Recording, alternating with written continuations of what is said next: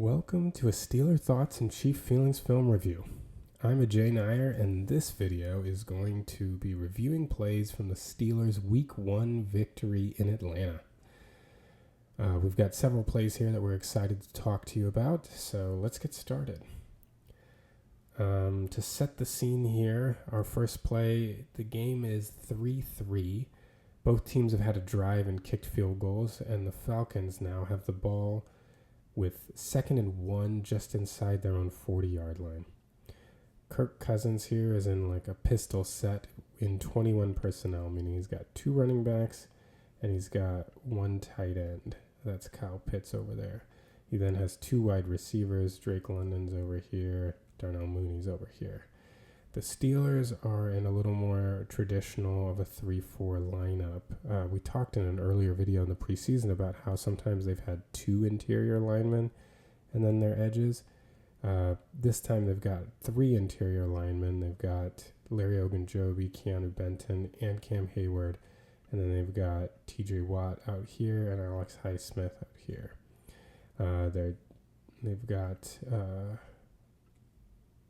Landon Roberts and Patrick Queen as the 2 linebackers here, and they've got 4 defensive backs. So they're kind of a base personnel, but their base in this situation, they're running like a more traditional 3-4 kind of alignment. Okay, so what's going to happen on this play? The Falcons are running, they're going to run Pitts on kind of an over, and Drake London is going to kind of run in a dig route here. Mooney is going to kind of run a curl here. Bijan Robinson is going to kind of come to block and then leak out late. And Tyler Algier runs a swing. And the Steelers look to be running kind of a cover 2 defense. But if you notice, their safeties are pretty close to the line of scrimmage. And we can even see at the snap, they're not getting like a ton of depth. If you can see, Minka's already got his foot like in the dirt, and so does Elliot over here. So the first thing kind of to notice, and you can see that route combination we talked about developing. Here comes Kyle Pitts over, and London is going to run a dig. The Steelers safeties really do not seem to be respecting the Falcons' deep passing game at all, right? Minka and Elliot both look. Minka retreats like maybe 2 yards, and then he's already putting his foot in the ground to come up. And Elliot maybe only gets a yard or 2 deeper. So not a lot of respect for the deep passing game, at least on this play. Either the Steelers like know what they're looking for and kind of are familiar with this concept from the Falcons, or they're just not worried about guys like Drake London and Kyle Pitts beating them deep. So the safeties are able to drive on their routes, which ends up being pretty important here. On the other hand, we can look at the pass rush plan. So, before we do that, we can kind of see the Steelers cover 2 alignment. So they've got their corners kind of playing more cloud coverage here as London goes deep. Since Landon Roberts kind of comes over to help on Mooney, this corner, seeing Bijan Robinson leak out, is going to come up and help on the flat. But it looks like their initial assignments were kind of play more cloud coverage in the back. Highsmith also like drops to help so we've got 3 linebackers here helping underneath in our cover 2 setup. The kind of crucial rush, as we'll see kind of going through besides TJ Watt, who was a man possessed like he seems to always be, but the interior of the Steelers line just won and won over and over and over again during this game. And that's really what set things up on this play as well. And the guy to really watch here is Larry Ogunjobi. So Larry Ogunjobi is going up against the right guard, and he does a great job here. The guard engages his hands. Ogunjobi's able to get release here, and with that release, with pushing off, he's able to create enough space that he's able to actually get around the guard and start prevent the guard from getting a full body in front of him. He's already here at the situation where he's getting on his inside shoulder. And as we've said in our preseason film review of Ogunjobi, once he's got you, you're only blocking him with half a body, like he's just too strong. And watch him just drive the guard all the way into Kirk Cousins' lap. And Cousins does not have any room to step up and isn't able to drive this throw. So the other part of that play is what we talked about earlier, is the safeties having no deep respect and being able to just drive on anything they see. So here's Elliot seeing the dig, and watch him watching Cousins' eyes. Cousins is looking over here. Elliot is keyed on the fact that Cousins is looking here and is already driving forward. And as Cousins, look at Elliot already moving forward as Cousins is thinking about making this throw.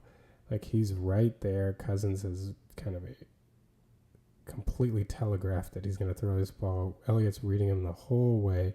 And it's that early jump, because if you look at it, like if Elliott's actually just playing off and only moves right as Cousins is going to really throw the ball, like he's helped by the fact that if you notice Cousins kind of double clutches here. So Elliot thinks he's throwing it right there, and he comes up. But the throw is so low because of Ogunjobi's pressure that Elliot still has to go to the ground to get this. So if he hadn't gotten such an early jump, he wouldn't have been able to get this ball. This ball is not catchable for London, right? But since Elliot has zero respect for their deep passing game in this play, he drives on the ball, gets up. I mean, he's basically at the spot before the receiver, and so even in an accurate throw, he's able to go down and get the interception. So it was the combination of the Steelers' very aggressive play from their safeties, being willing to drive on these intermediate routes because they're not worried about the deep ball in this situation, and Larry Ogunjobi's ability to disengage from the guard right here and then get inside and drive him all the way and get right into Kirk Cousins' lap to force the interception. And then we can see this from the end zone camera. We can get a really nice view of Ogunjobi. So this is the matchup we want to watch right here. So he engages, gets his hands off of him. Look at how he swiped his hands off of him. I think that was really a major key in freeing up the space. And then he's so quick in the phone with boom, just get around just enough space to get in there and disrupt Kirk Cousins. And at the bottom of the screen, you can see Elliot right here as he's already driving up on that route. And look how far he's got to really dive to his left to make that interception. So that early drive is what really set it up. So really good play by the Steelers defense there. Gets a nice turnover. All right, so we have the subsequent Steelers drive now. We're still in a 3-3 ball game, and the Steelers have the ball on their own 47-yard line, and they're looking at a 3rd and 12. This is the kind of game situation that we are looking for growth from the Steelers offense. This is the kind of situation where they've really struggled last year. These obvious passing situations where you need a conventional passing play. Defense knows what's coming. They know you're going to throw it. You got to line up, and you got to beat them with your passing game. The only times that it seemed like the Steelers were capable of doing this last year were a couple fourth quarters where Pickett was able to make some great throws and move the ball to take leads late in games. This is the kind of situation, honestly, that I would think that people that argue for Russell Wilson to be the Steelers' starting quarterback, this is the kind of situation that they think that Russell Wilson would be better at, right? He, at least earlier in his career, he has a history of being able to do this. Some might argue whether he's shown that in the last couple of years, but at least he has a history of being able to do this. So let's see how Justin Fields fares in these kinds of situations. Let us set up the game situation. So we've said it's 3rd and 12. The Steelers are in 12 personnel. So one running back, and there are 2 tight ends. Freiermuth is here. Washington's here. And they've got 2 wide receivers. This is Pickens back here, and this is Jefferson up here. And Arthur Smith calls a heavy protection play. So he's going to have the back stay in, the tight end stay in the block. So we've only got 3 eligible receivers going out. And the route combination is that they're going to get Van Jefferson to go clear out, try to drop the safeties back. Pickens is going to run a deep out at the sticks, and Freiermuth is running a short out. So really with this kind of route combination, like your first read and the guy who you're hoping to get this ball to is Pickens, right? Because you want a first down. The chance of your clear out route resulting in someone getting open, especially this looks like a cover 2 zone. So maybe you can get Van Jefferson to split the safeties and get him open there. But you don't really have anybody on this side of the field that's going to hold this safety out here, because all your routes, you've got one route to the middle and you've got 2 routes to the outside. So this safety is going to have very little motivation to come out here and guard anybody. So it seems unlikely, based on that logic, that Van Jefferson's going to get open. So you're hoping for Pickens. Freiermuth is nowhere near the stick, so he's kind of your outlet, your last-ditch option. The Falcons run cover 2 man. So 2 deep safeties, 1, 2, and then these 3 receivers are all manned up. I think it ends up being 1, 2, 3. They actually end up only rushing 3. So, usually in cover 2 man, right? If you're rushing 4 and there are 5 eligible receivers, you've got 2 people in zone. So remember, you got 11 people on defense, and these 2 are playing deep zones. If you rush 4, then you only have people to just man up the other 5 people. So normally in cover 2 man, you don't see anybody playing zone. But since the Falcons only rush 3 and the Steelers have 2 people sitting in, they only have 3 eligible receivers, you're actually going to have 3 Falcons defenders playing zone. So let's run this so you can see what I'm talking about here. All right, so here are the 3 eligible receivers and the guys that are guarding them. These are the guys manned up, the 3. Here you got 1, 2, 3 Falcons that have dropped back because one of these guys is responsible for Warren. One of these guys is responsible, he's over here, for Washington. So one of these was Washington's guy, one of these was Warren's guy. So since their guys are staying in the block, they don't really have anything to do, so they drop back in zones. And the last guy that's in a zone is because they're only rushing 3. So instead of a defensive lineman, they have an extra coverage player on the field for this. So you got 3 guys in zone, which is an unusual thing to see in cover 2 man. But anyway, one might argue that one of these guys in zone might have just gone and blitzed when their guy, like especially this guy, Jaylen Warren, kind of is freed up to do whatever he wants, but do something to put a little more pressure, because as you can see, these are kind of long developing routes, and Justin Fields ends up being in the backfield for a while because it's only a 3-man rush. If you notice, like Fields hits the back of his drop here, the only person that's ready to get the ball is Freiermuth. He's waiting on Pickens to win. And the next thing let's look at is, why does it take Pickens so long to win? So Pickens actually runs an excellent route on this play. Pickens, remember, his ultimate goal is to get out here at the sticks, right? So he's got man coverage. So here's George Pickens right here. Let's follow him. He's got man coverage, but the defender guarding him, who is this defender right here, the defender guarding him has outside leverage. Look right here, right? So here you've got Pickens, who my ultimate goal is I need to get there. The defender's already outside of me. So if we keep in this with him with an outside leverage, he's going to beat me to that spot. I'm not going to get a throw. So what does Pickens do? First, if you notice, watch him kind of look at the angle at which he's running. He's running this route toward the middle.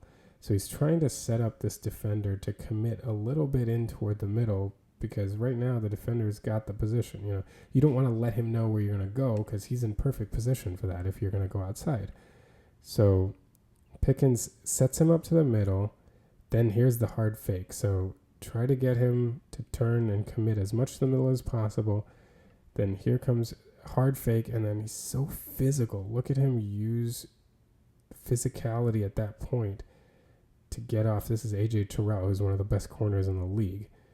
And Pickens is so strong, he's able to get off me and create enough separation for a throw to be made here. I mean, it's not a huge win, but that's NFL. That's open in the NFL, especially if you have a quarterback with a good arm.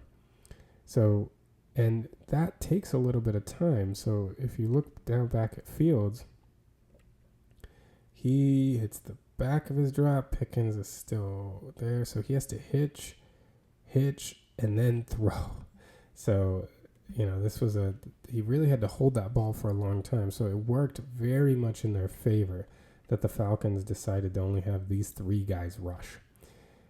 If either one of these guys had committed to come in earlier, maybe they could have thrown off the timing of this play. If you notice, this guy finally is thinking about blitzing, but Fields has already gotten his throw off. And then the last part of this, so really to me the big thing that makes this is the route, how he commits to the inside. Winning an out route against somebody that had outside leverage is impressive. Winning an out route against Ajay Terrell, who had outside leverage, is incredibly impressive. So let's watch again the components of this. Him going to the inside, getting him to commit. There's the hard cut, physical, get off, managed to create separation. And now let's look just at the throw. This is a great throw from Fields. This is a guy with real arm talent if they're able to harness this. He hitch, and then fires that in there to Pickens. That is winning in the passing game. That's what you want. And they've got a receiver in George Pickens that is able to win a tough route.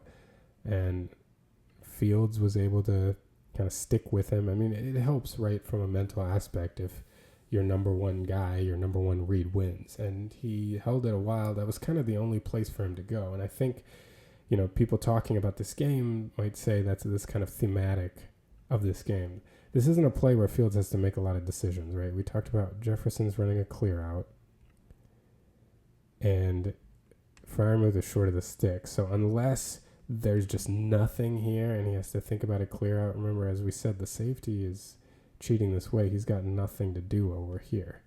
So this isn't really a good throw to make, right? In the time it takes that ball to get there, there's a safety running with him. This safety is on the move now because Fields has already made the throw. But if you look back here, you got a safety over the top and you have this safety headed in that direction. This throw is not really there. This throw is short of the sticks. You only make that if you got nothing else. So this is mentally a play designed by Arthur Smith to give Fields, it's basically this is your guy. And if this guy wins, throw it to him. And he won. And Fields, with a missile, got it to him. Great throw. Now we can see this from the end zone view, and I think it kind of really helps to show what we're talking about as far as the time it took. Here, normally this is your time to throw, but Pickens hasn't won yet. So hitch, throw, and look at this, right on a line. That's a great throw. You can see it in real time. Fires that in there. That's how you win with the passing game. So this is a quarterback with good arm talent, a receiver who can win on a tough route, and an offensive play caller who knows how to call a game that his quarterback can play. And I think that's extremely important for the Steelers going forward. And now we're in the second quarter. The Steelers have a 6-3 lead, and the Falcons are facing a 3rd and 10 at the 50-yard line. Now this is a cool play both from a schematic perspective and from an individual performance, although I guess one can argue it was initially a poor individual performance that was compensated for by recovering.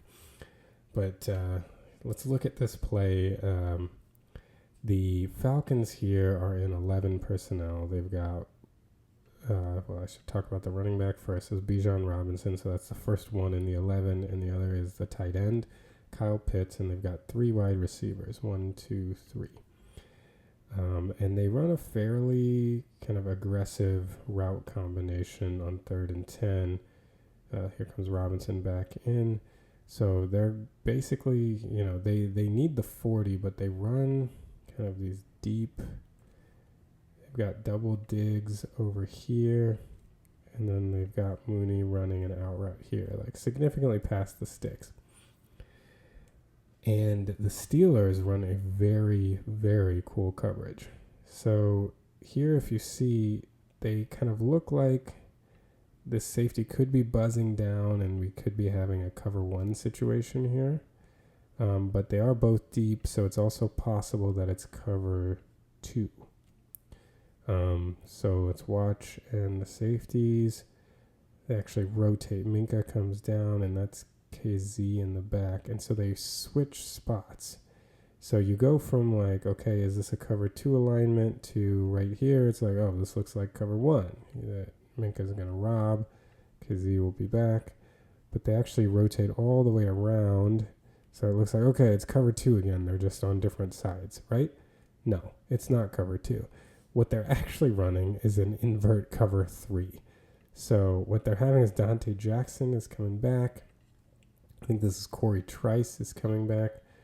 Apologies, I don't know who this is coming back. And the safeties are actually coming up and playing the kind of buzz zones down below, along with linebackers. So let's watch this in motion. So remember, Cousins is snapping the ball now. So what it looks like is you here, you here. Now watch what actually happens. So Trice is coming up to be our middle guy. So in the cover 3. So you see him coming back. And here we've got, that's probably Joey Porter Jr. actually. I just can't read his number from here. And then Donte Jackson is coming back here. So here you're getting the 3, 1, 2, so 3. And then the safeties have buzzed down. And you've got linebackers helping out underneath zone. So it's an inverted cover 3. But if you look at how it starts looking like a 1 versus 2. And then it actually ends up being a 3. And so you can see here the route combination we were talking about earlier. They're going to get Diggs on this side. And the out over here. And in general, what they seem to be doing is, if you notice, they're having like the cover 3 guys sitting up over the top of these routes, and then the underneath defenders kind of providing coverage. You can see it particularly well here. On this side, I think Queen didn't quite get enough depth, but you've got like basically bracketed, 1 over top, 1 below. Trice has gone deep, but Kazie's kind of got this guy here underneath.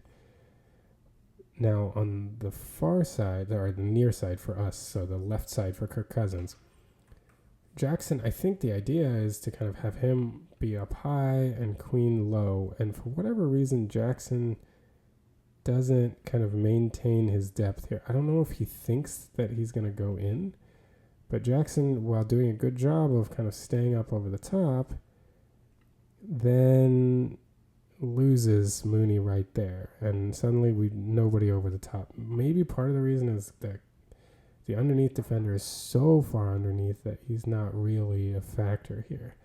In any case, Jackson looked to be in good position right up here, but loses Mooney, and suddenly the throw is there. And it's actually right at this time as he makes this break, and Jackson's watching it, that Cousins makes his throw. He gets that throw, and the throw is there. There's his window. And the one kind of flaw with this throw from Cousins is, if you notice, instead of putting it out here where there's no way anybody could do anything, he does kind of stop his receiver a little bit with the throw. And so he has to stop and look at Jackson come in and cover for his mistake.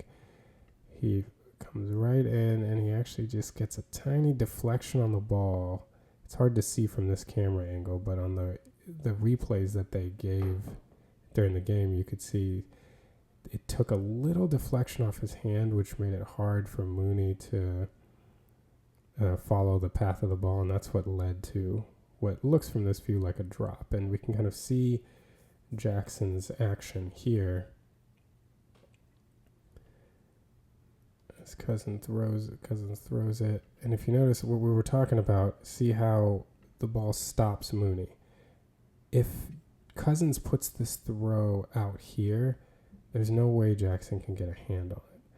But since he stops him with the throw, you can see that Jackson just deflects it enough that the arc of the ball, the path of the ball changes a little bit, and Mooney's not able to. I mean, that's a very tough catch to make. If the trajectory of the ball changes right at the last minute there, and Jackson's able to cause the incompletion. Really great play. But I think initially it started because he wasn't able to kind of stay on top of that route. Maybe because, as you saw Queen sprinting in at the end, Queen was not quite where he needed to be to pressure the route from underneath. In any case, great individual effort by Jackson to get a hand on that and force the incompletion. All right, well, this is a bit of a tough play for Steelers fans, but we don't just review the ones with outcomes we like. We try to review the ones that have had big impact on the game, and I think this is telling a little bit too about what we want the Steelers to be doing offensively. So we are still a similar game situation. It's still 6-3 Steelers. We're getting well into the second quarter, and the Steelers are facing a 3rd and 9 at their own 46-yard line. So they're lined up right now in 11 personnel. They've got the one running back, they've got the one tight end, and they've got 3 wide receivers. And the Falcons, they kind of show their coverage very late here in rotating. So at this point, it looks like these could be cover 2 safeties.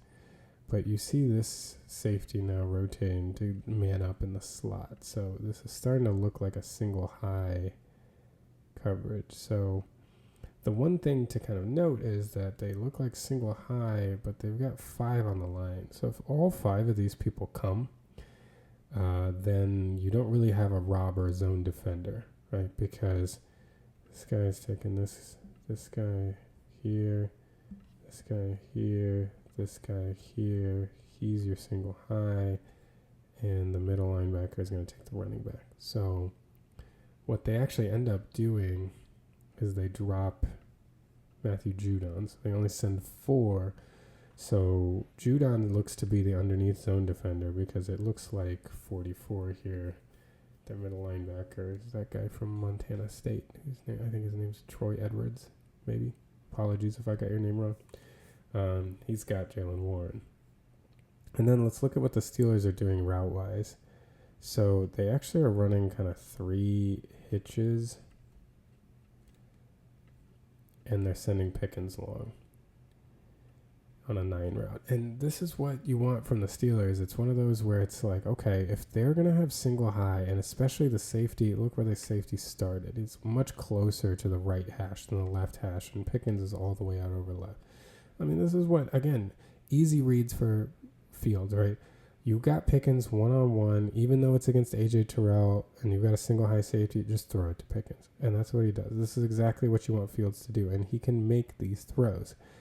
So, again, you spread them out. They're running a single high coverage. If they run single high, get your guy on a 9 route. He's one of the best contested catch guys in the league. Throw it up to him. Unfortunately, Pickens was called for offensive pass interference on this play, so it ended up being negated. But I think it's it's an interesting play just from this is what we want from the Steelers. It's an obvious passing situation. You get into a favorable look. It's an easy decision for Fields. I think any time you have Pickens running one-on-one without the deep safety, just throw it up there and give him a chance. Good things will happen. Unfortunately, this one got called OPI, but here we can see it from this view. You can see the middle linebacker is covering Warren, so Judon is the one underneath guy, but who cares about the underneath guy when you've got George Pickens one-on-one? And you can see there what they called as offensive pass interference. If you look down here, keep your eyes down here, and just a little push off with 2 hands. And this is one of those that it's kind of tough because I understand the people that are saying, like, well, that level of contact happens a lot and it's not called. To that, I would say that is true. However, by the book, that is offensive pass interference. And as much as I wish it wasn't called, and I am annoyed that it does get not called at times, I think it's really hard to argue when you commit a penalty by the book if they throw the flag for the penalty. I mean, when you push off, it is offensive pass interference. He definitely pushed with both arms, and you can see the defender moving. I mean, you can see the ref's vantage point, honestly, here. Like, we can see kind of what he was seeing, and, by the book, unfortunately, that is pass interference, as much as I wish they wouldn't have called it in that situation. And it'll be much more annoying when they don't call it in a situation that would have benefited the Steelers if they called it. So the Steelers are still up 6-3. Now the Falcons have the ball at their own 48-yard line, and they're facing a 2nd and 4. It's the 2-minute warning, so this is a play coming out of the 2-minute warning. The Falcons here are in 11 personnel. We got one running back, one tight end, so that leaves you with 3 wide receivers. And the Steelers are set up, we talked about them having a more traditional 3-4 alignment on an earlier play. Well, now they've gone back to just having the 2 interior linemen and the 2 edges. So you've got 4 guys on the line of scrimmage, and they've substituted out an interior lineman for an extra defensive back. So now they have 1, 2, 3, 4, 5 DBs, and they've got the 2 linebackers. It looks like Queen and Peyton Wilson. And so they kind of shift Wilson down, and let's see what the Falcons are trying to do here. They're going to try to run it to the left, and the way that what their goal seems to be, so Kyle Pitts is going to block Peyton Wilson. The tackle is really trying to get to the second level. So his ideal is he's trying to get to the outside shoulder of Highsmith and then get to the second level defender. In this case, it's Donte Jackson. The guard then, in order to help out, is going to try to get to the outside shoulder of Heyward and then get over to be the main guy blocking Highsmith. And the center is going to be trying to come out and block Cam Heyward. So, it's a pretty big ask. The center is snapping the ball, and he's got to get out here. And Hayward seems like he's lined up on the outside shoulder of the guard, so he's like in a 3 technique position. And the center is the one that's going to try to get him. So if you notice at the snap, here comes the guard, and the guard doesn't do a ton to try to help on Hayward, right? He just kind of gets an arm on him, and remember, his goal is to get out here to Highsmith to allow the tackle to release. Well, Cam Hayward is not only quick off the snap, but he's very strong, and the center is kind of reaching over there to try to get to him, is not able to get his base under him, and look at that. Cam Hayward has the center like 3 yards back in the backfield on this play and completely blows up the run play. To their credit here, Highsmith is still holding his line, and Peyton Wilson is setting a great edge. So the 3 of them work in tandem, but look at what Hayward has done, kind of just destroying the center back, and he's able to use that end to make the tackle. It's just great run defense. I think the interior of the Steelers line contributed so much to the run defense this week, just dominating their matchups. But in this case, Highsmith and Wilson also really hold their own. We can see it again. Look at the push that Hayward gets. Just absolutely destroyed that run play. Really, really great run defense. And so we can see it here. Again, what we're talking about is, let's wait for Wilson to kick down. So we've got Pitts blocking here. The goal here for the tackle is kind of help out and really get out there. The guard then is going to kind of help out and get out here. And look at the distance the center has to travel to get Hayward. Hayward's right now 3 technique. He's on the outside shoulder of the guard. So that's a really long distance for him to try to get to. And watch this guy's job right here. He's got to get out there. Oh, man, he's just not able to get the moment. Like, Hayward is already, now let's watch it from this perspective. You watch Hayward is already making his move. Boom, like no chance. Just absolutely destroys the center and blows up the run play. One more time to view it just to see the kind of these 3 working in concert. 1, 2, 3. If you watch Highsmith, he really holds his own. He doesn't dominate the way that Hayward did. See there? And Wilson setting the edge here, not allowing Robinson to get outside. And Robinson has to kind of cut it up in, and Hayward absolutely blows it up. Really great run defense from the Steelers. Later on the same drive here, we've got the Falcons now in the red zone.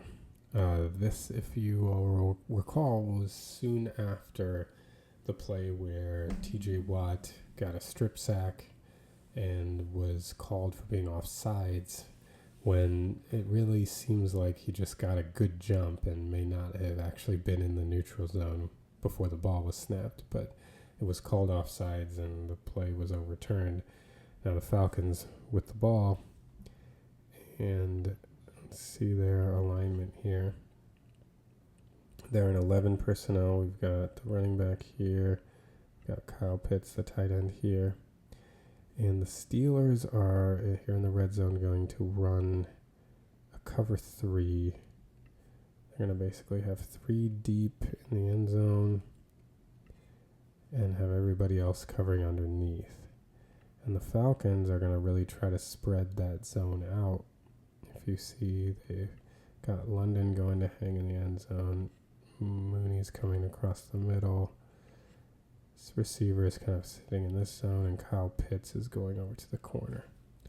So if we watch, to start this play, Kirk Cousins is really looking to London's side, but he's actually covered pretty well over here. Minka seems to be kind of paying attention to the route combination and hanging out in the middle. But if you notice, Jackson is following Cousins' eyes, and he's kind of getting drawn over to that side of the field with Cousins looking over there. He then kind of sees this receiver and kind of matches up with him. And even as Cousins now, because if we go back to this part, Highsmith, as he's rushing around here, spins to the inside and ends up then leaving a lane for Cousins to escape. And Highsmith actually just kind of gets washed across the formation, and Cousins is able to escape to his left. But at this point, Jackson is kind of keyed in on this receiver. He's the one responsible for the deep third over here, and Kyle Pitts gets completely lost.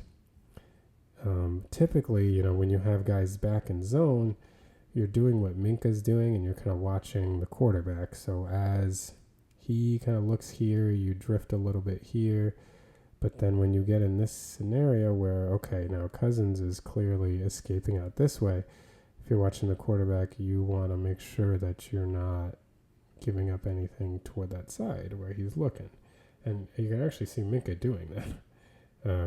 Minka very good at reading the quarterback's eyes. If you watch him, he kind of mirrors what Kirk Cousins is doing throughout this play. As he's going, then, making sure he's not losing his guy in that direction either. And Beanie Bishop is in a really tough spot here because he's the underneath defender right here, and he's getting a high load, right? There's Pitts behind him, and there's DeShon in front of him. So he can't just completely commit to coming back here. He has to make sure he takes care of Bijan Robinson too. The net result of this entire play is Kyle Pitts is left wide open in the corner of the end zone with a quarterback who's escaping in the same direction. So it's easy for him to see. The Steelers just end up getting a little too crowded in this part of the field, partially because Donte Jackson, who's kind of responsible for this outer third, gets really pulled over by this route and completely loses track of Kyle Pitts. Tough spot, especially a tough spot for Beanie Bishop, who, can't really do anything in this situation. And Cousins gets the throw over, and it's an easy throw for a touchdown. From this perspective, we can kind of see the rush from the outside. Oh, that's actually not Highsmith. My apologies. That's Nick Herbig. So what happens with Nick Herbig, he gets washed inside when he does this spin. So here we go. He spins. He's coming in here, and Cousins is able to come out back, and suddenly there's no pressure on him at all. And so see how Queen, when the quarterback's looking this way, you're kind of moving this way. You can see Jackson is way over here, so there's no deep defender anywhere over there. We've got Minka right here. We've got Jackson right here. We're a little too scrunched to Cousins right, and Kyle Pitts is wide open in the corner. That touchdown ended up putting the Falcons up 10-6 near the end of the second quarter. Now, this is the kind of play that's going to really start spurring the Fields-Wilson debates in the eyes of Steelers fans. From our recap podcast earlier this week, Chris was talking about how one of the reasons why he wasn't convinced that Fields had shown enough to start over Wilson in this one start was that there wasn't, a lot of the plays were made very simple for him by Arthur Smith. That, he had specific things to do. They didn't ask him to do a lot. They didn't ask him to read a lot, and he just kind of did what he was asked to do, which is fair. And I think my counter to that was, on one hand, Fields did a lot with his legs, and so the question is whether Wilson would be able to do that. And the other counter I had was throws like the one we're about to see here. That he has the arm talent to make throws that I'm not sure that Russell Wilson can make anymore at this stage of his career. And so the question then is either this style sustainable, that can we continue to make easy reads for Fields throughout the season, or can Fields grow a little bit to be able to execute slightly more complex plays? But anyway, that's a discussion to be had throughout the season. Let's look at this play individually. The Steelers are in 11 personnel, 1 running back, 1 tight end. And the Falcons ultimately end up running a cover 1 single high man. So here's your single high safety. And this guy ends up coming down and being a robber. This guy is responsible for Freiermuth in man coverage, and this guy is responsible for Warren. Both of them stay in the block. So you basically have these 3 defenders who are kind of playing underneath, and they're not playing man, and then you're going to manned up here, manned up here, manned up here. So the Steelers are going to shift the entire pocket to the left, and this is toward Fields' non-dominant side. So you can't do this if you don't have a quarterback with arm talent, because going to your left if you're a right-handed quarterback is already tough. But they are not even planning to do that. They're just shifting him over to the left, and the goal here is to throw it over toward the right sideline. So what they do is they have Pickens run like a corner route. He sells to the inside and comes out, and this is the throw. But they move Fields all the way over here to then make that throw. The right side, again, talking about simple reads, like the goal isn't really to go here. So we've got kind of clear out route and an out route over here. But I think the first thing to note is look what the pocket movement does to our 3 defenders that we said did not have any man responsibilities and were playing underneath. These 3 guys here, they watch what they do when the pocket moves. They're all going over there. So they're going here, here, here. And so it clears out a huge amount of space on the other side, because you're not expecting, as a defense, if they're rolling everything over this way, from this side, you're expecting the throw to then be in this part of the field. So nobody's really anticipating a throw over here. All the underneath defenders head in that direction, and opens up a lot of space for Pickens. And look at Pickens. Terrell actually leaves him, so they're not... I guess on this side, they're playing just a more standard cover 2, interestingly. On this side, they've kind of manned up. That's interesting. This side of the field is being run more like a cover 2 with them high-lowing Pickens. But the corners here are clearly playing man. And this safety is kind of playing down underneath instead of over the top. But on this side, one of the reasons why you have so much room here is because your other underneath guys are all headed in that direction. Now, the big part here is the throw. So let's watch Fields. He comes over to his left. He's on the hash, and he fires us all the way across the field to the sideline down to the 28-yard line. That is a massive throw. It's incredible arm talent, and this isn't like a moonshot. This is a dart. He throws that almost on a line. That's a great throw. all the way across the field. And one of the reasons why it's so open is because the defense doesn't think you can make that throw. So the question is, if Arthur Smith, I mean, this is just great scheming, right? You're convincing the defense that something's happening over here. You get your best wide receiver over here. He's got a lot of room, and you have a throw that, this is from, he's standing at the 32-yard line. He gets it over to the 28 or 27-yard line, and he's going from the left hash all the way over to the right sideline. That is a massive throw. And if you can harness that kind of arm talent, that's a huge weapon for your offense. So the question is, can they get Fields in a position where he's set up to have an opportunity to make these throws? Let's look at it now from this view and look at, he's starting here. He's going to come all the way over to the left hash and throws all the way across the field. That's a great throw. I just feel like if there's any way that they can either get Fields to expand his the complexity that he's comfortable working with, or that they can continue to kind of tailor an offense like this to him, he's going to be really dangerous, and it'll be hard to keep him off the field. This one was another tough one. Now we're coming out of the half. The Steelers get the ball first in the second half. They're trailing 10-9. And they're in a 3rd and 4 situation, trying to pick up the first down here. We've got 11 personnel again. Got 1 running back, 1 tight end, and 3 wide receivers. And the Falcons end up playing cover 2 man, which is, a common coverage that teams play in like obvious passing situations. They got the 2 safeties back, and then everybody else is manned up across the board. He's here, and then actually we'll see who takes the slot receiver. Oh, they actually end up dropping this linebacker off the edge right here to cover the slot.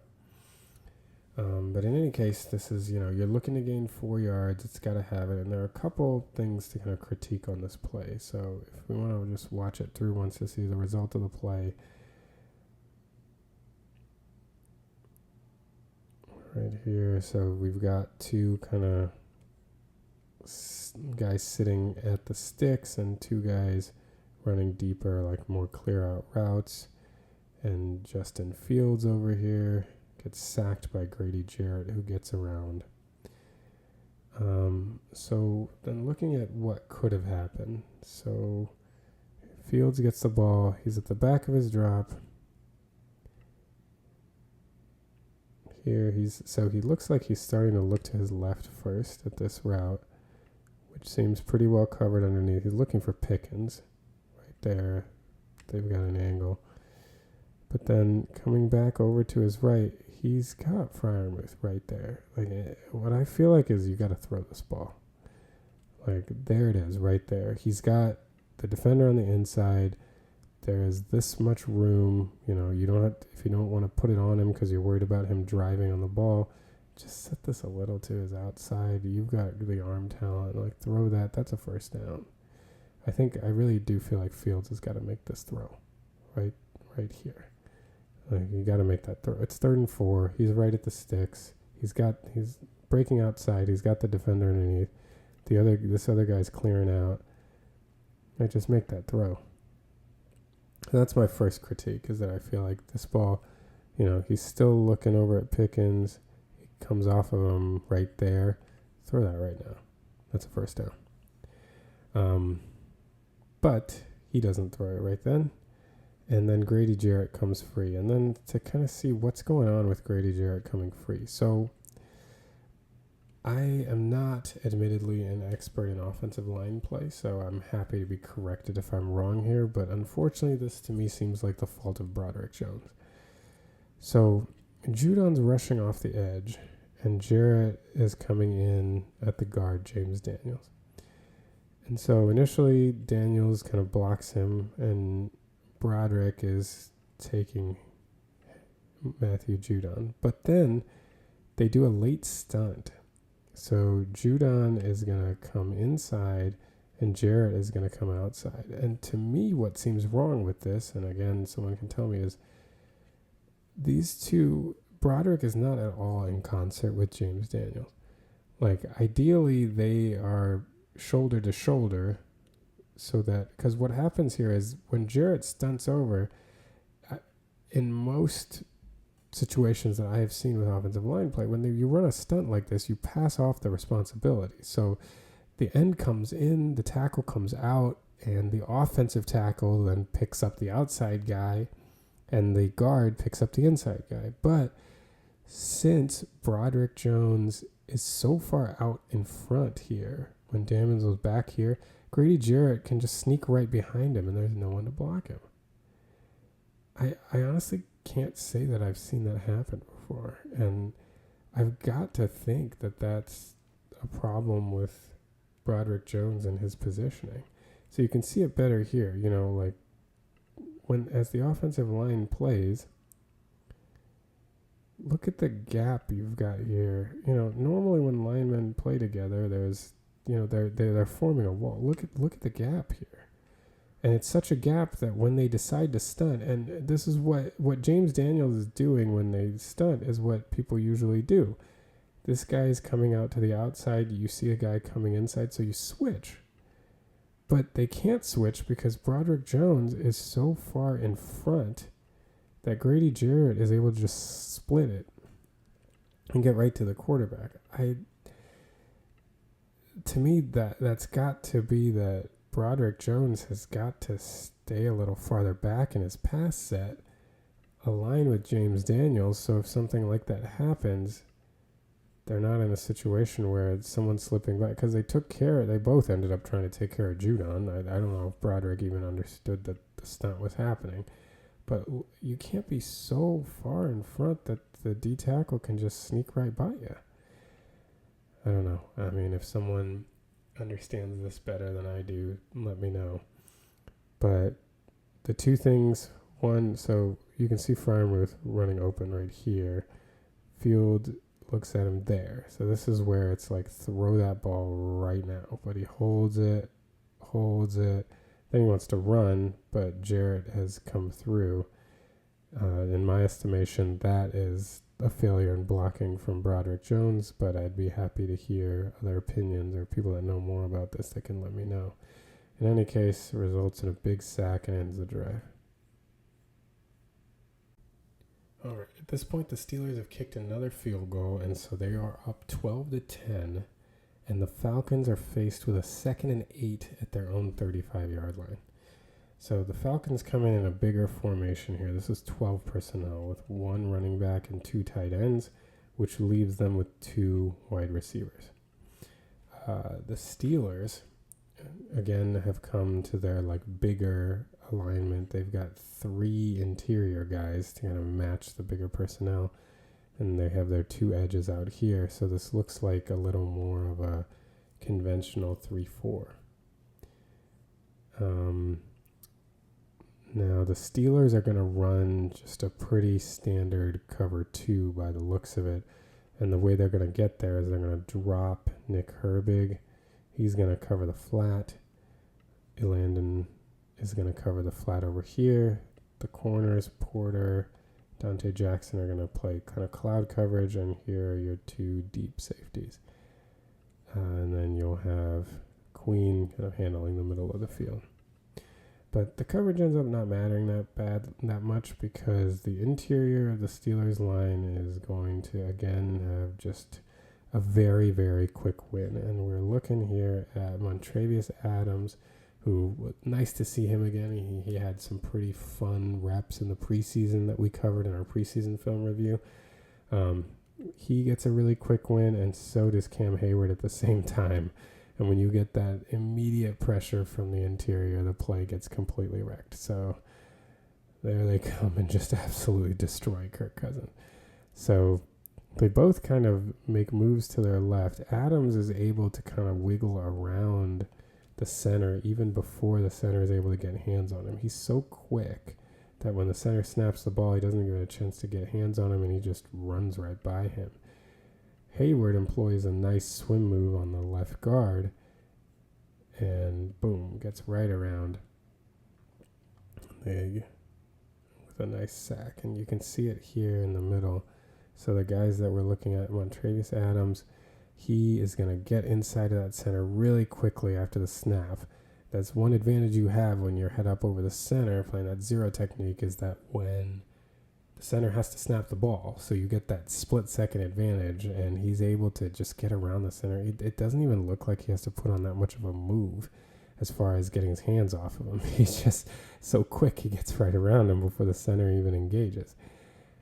Hayward, it's a little more complicated. He comes in and has to make a swim move on the guard, but man, that's about as quick of a win as you can get, and seeing them both running free is actually quite comical. Break right through. Big sack. All right. Steelers are still up 12-10. They've gotten the ball back, and now they have a 1st and 10 situation getting the drive started. The Steelers here are in 11 personnel. 1 running back, Najee Harris, 1 tight end.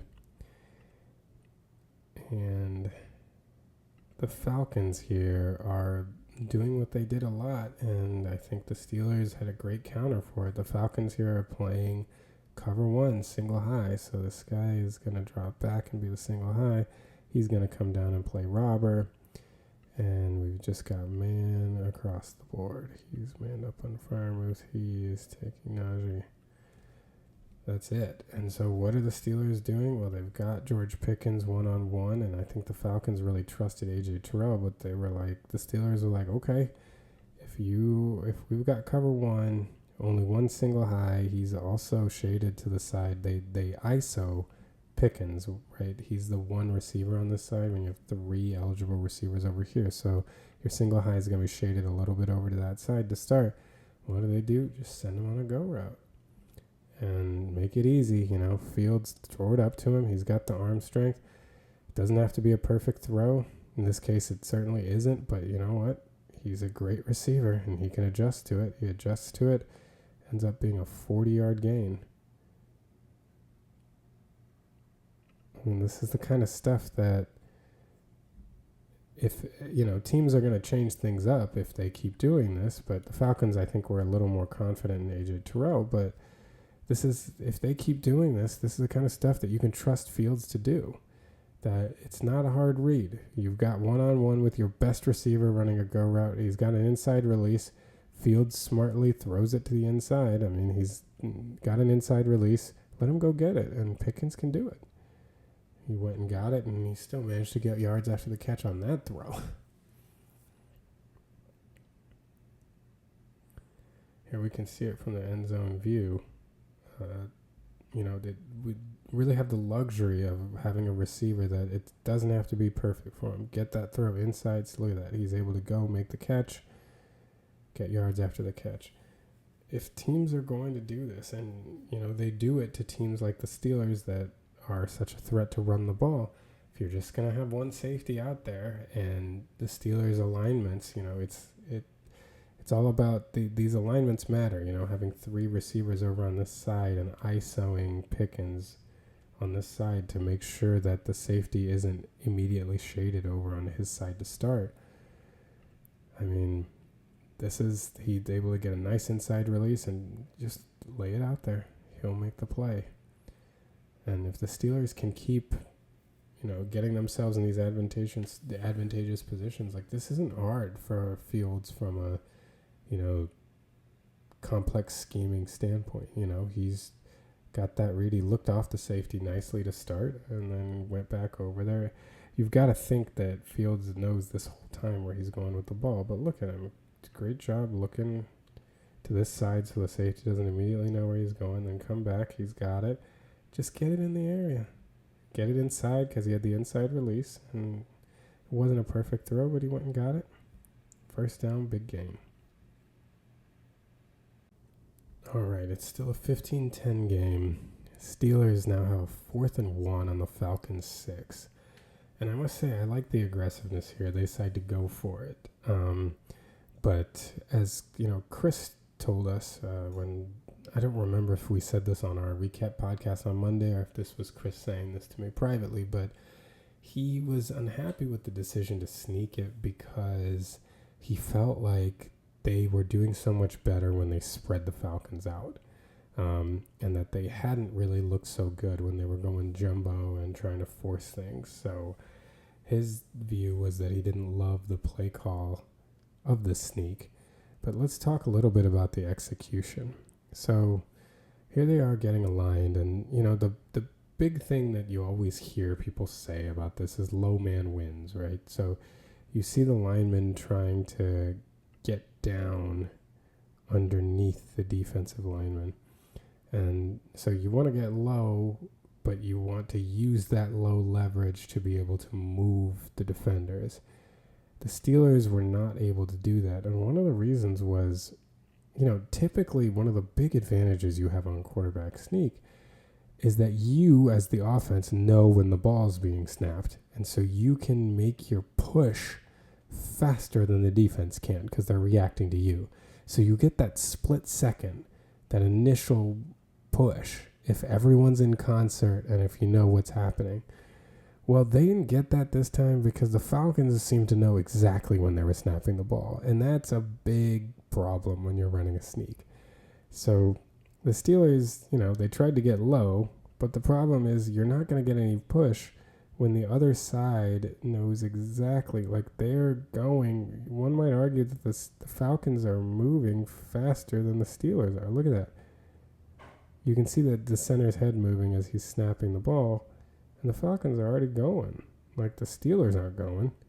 So the reverse happened of what typically should happen on a sneak is normally you expect to see like all of these guys move as one for the initial couple frames, and then the defense starts moving. And instead, it's the exact opposite. Like the defenders all are moving before the Steelers are even getting going. So it doesn't matter whether people are coming over the top or whether you're low. Like they've already got the push. There's zero push from the offensive line. They're not moving the line of scrimmage at all. And Justin Fields is in an impossible situation here. I'm not really sure how they ended up in a situation where they were not prepared. It looked like it would have been a great time to try to draw them off sides. But the Falcons seemed to be quite certain they knew when the sneak was coming and how it was being timed, and the Steelers were just unable to get any push whatsoever. Very strange. I don't know that you see that very often on a sneak. But they kind of came up into the A-gaps, the linebackers, and they just knew what they were doing right away.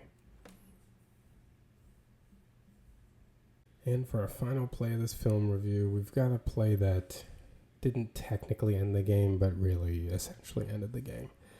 We've got the Falcons here they're down 15-10 with the ball, and there's 2:47 to go in the game, and they are at the Steelers' 47-yard line. The Falcons are in 11 personnel.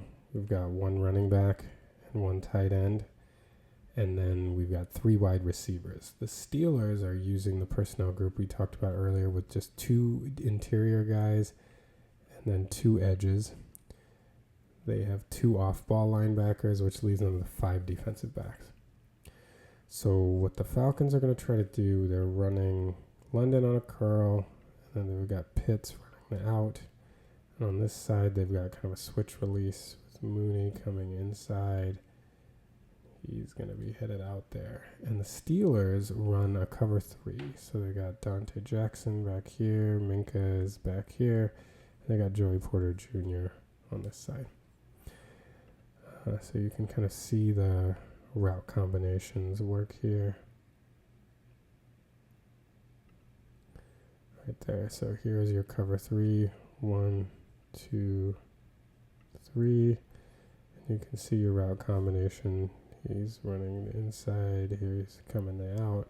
You can see everything's pretty well covered. He's sitting here and he's running up the sideline. And so the route that I think that Cousins thinks he's got is he's going to try to get past, even though he's got Jackson over here, he's going to try to fit this throw in. But now if we look at the defensive line, we've got Larry Ogunjobi and Alex Highsmith collapsing the pocket. And Ogunjobi, again, continuing his brilliant day, and he's just walks his lineman right back into Kirk Cousins' face.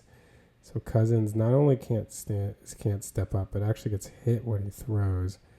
And so this throw comes way short. It's very easy for Jackson to just step up and intercept this. It's harder to get an easier pick than that. Honestly, his biggest competition was his own corner. Makes the pick there, and he's able to return it all the way back inside the 20. And this play essentially ends the game. So if we see here, Highsmith with a great rush to the outside, and look at Ogunjobi coming up the middle. Boom. Picked off. The Steelers would end up running about 2 minutes off the clock and then kicking a field goal to make it an 8-point game, 18-10. And then the defense was fairly easily able to shut the door. So we can watch here Ogunjobi's rush. Watch him take the center. He takes the center, and again, he's very quick in the small area, and he's used his arm effectively here, the long arm, to get the center completely off balance. That left arm right to his chest, completely off balance. And Ogunjobi does a great job of not allowing his offensive lineman to get steady, get his feet under him, in front of him. And then Hayward gets good pressure, but then look at Highsmith on the tackle, just walking him right back. They just collapse the pocket. And of course, TJ Watt's always up to something, no matter what's going on. He had a monster day, but Ogunjobi managed to get on both times on the interceptions. Forces a very short throw. They're nowhere close to the intended receiver, and Jackson's able to return this back and essentially end the game. All right, well, thank you all so much for following along with this Week 1 Steelers film review. We are going to post some clips of our reviews on social media. We have TikTok, Twitter, and Instagram. We're at STCF715 on all 3 platforms. Specifically on Twitter, we try to tweet during games, and especially immediately after games, we tweet out some clips. So follow along there if you want some more real-time analysis. Otherwise, our next long-form videos, we'll be releasing our podcast on Monday night. Both the Chiefs and the Steelers will play Sunday afternoon. I think we've got the 4 p.m. time slot, both teams. The Steelers are at Denver, and the Chiefs are hosting Cincinnati. So we might have a little more Chief content on game day itself. But then once the All-22 film comes out later in the week, hopefully by Tuesday, Wednesday, then we'll try to get these posts up, and we'll have a film review of both games. But we've got the games on Sunday, some kind of clips and discussion about the games after on Twitter, if you follow along there. The podcast will be up Monday night, wherever you listen to podcasts, or on YouTube. And then the film reviews will come out on YouTube through the week of both games. Thanks a lot for following along, and for all of you who engage with us online. Until next time.